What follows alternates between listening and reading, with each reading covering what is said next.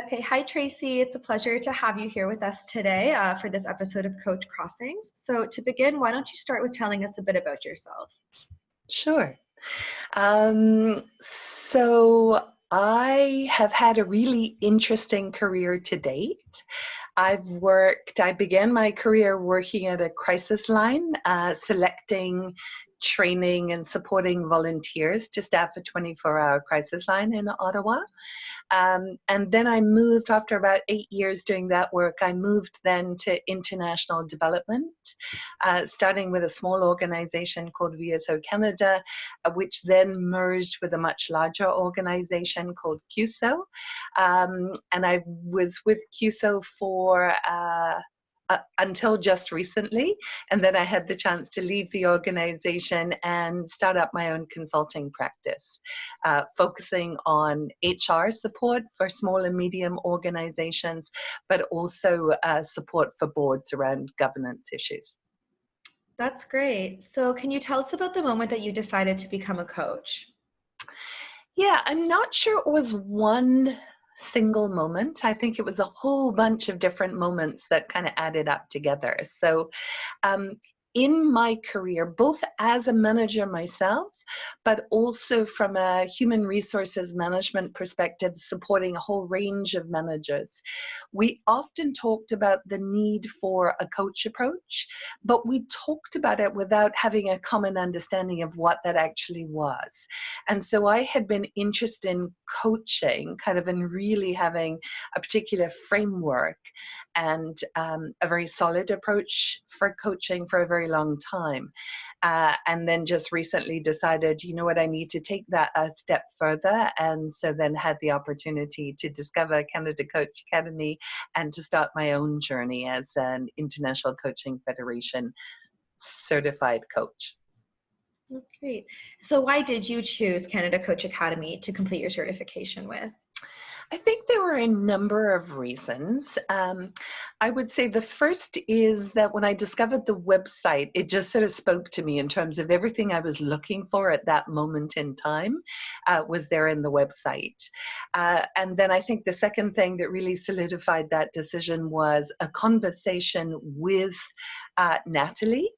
And Natalie completely convinced me that Canada Coach Academy was the right place for our organization and would be able to offer the training that we needed, but also had this wealth of kind of experience that we could draw upon. So I think there were a number of things that started with the website, but it was really solidified by the conversation I had with Natalie. And I also think her kind of adaptability and flexibility in terms of understanding the needs of our organization and being willing to work with us to actually custom design something to meet our needs. Wow. And for you, what is different about a coaching conversation? Hmm.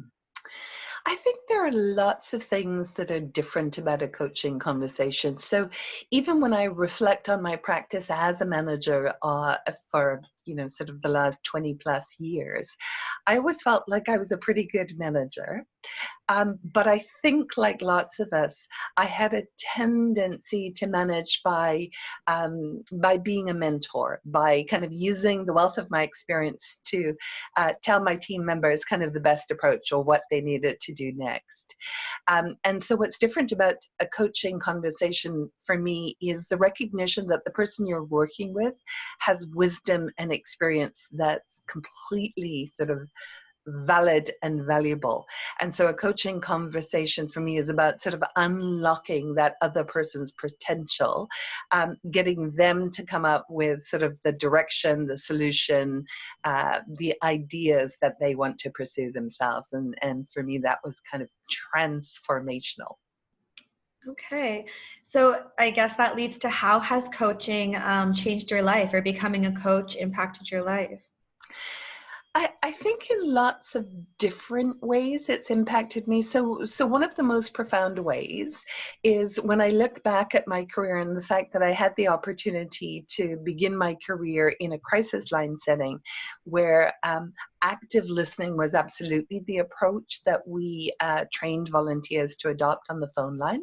So I always felt I had good foundation in terms of active listening skills. But coaching for me has taken it to a whole other level.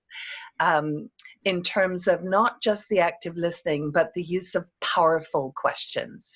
So really asking questions that will get folks to discover what it is they need to discover about the path that they want to forge for themselves. So that for me is profoundly different. It's like active listening to the power of 10. Wow. So what's your mission as a coach? My mission as a coach is to try and use a coach approach in a couple of different ways. So in my my HR consultancy practice, I want to be using that kind of approach with every single client that I work with, recognizing again that they've got kind of expertise and wisdom, that they know their organization far better than I could ever know the organization. So if I adopt the coaching approach, I know that I'm going to be able to support them in the most effective way. So that's one of the ways.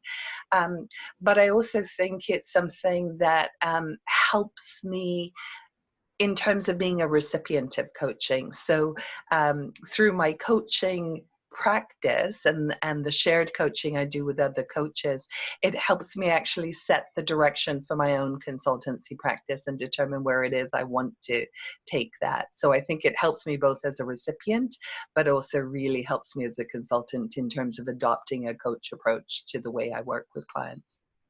Okay, that's great. And for you, what would be the footprint that you want to leave in the world?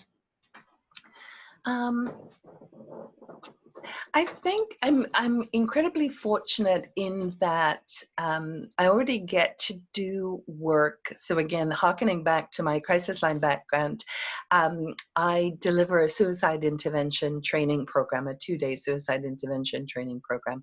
And that's something that I have been doing for a very long time that's incredibly rewarding and very kind of impactful in terms of being able to work with a group of participants who turn up on the morning of the first day, perhaps not even being sure whether or not there's anything you can do to help someone who's at a point in their life where they're thinking about suicide. And they walk out of the workshop, 2 days later, convinced that actually when you know what to do, you can have a profound impact. So that's already been something that I hope is part of my footprint.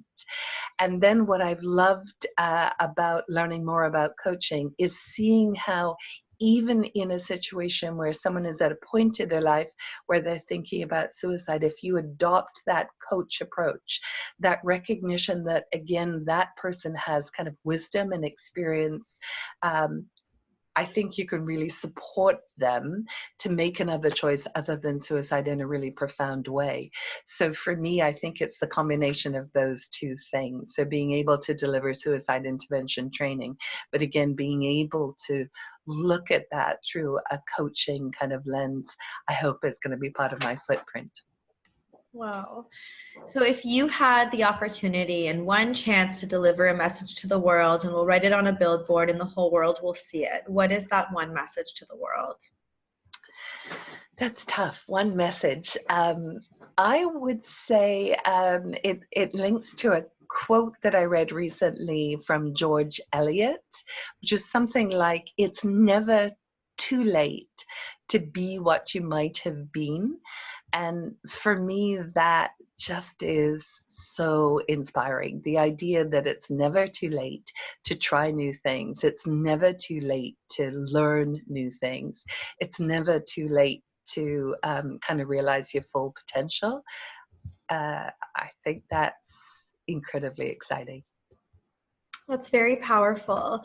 And I want to thank you so much for your time today, Tracey. It's such an honor to have you and get to spend this time with you. And I hope our viewers are going to enjoy this interview.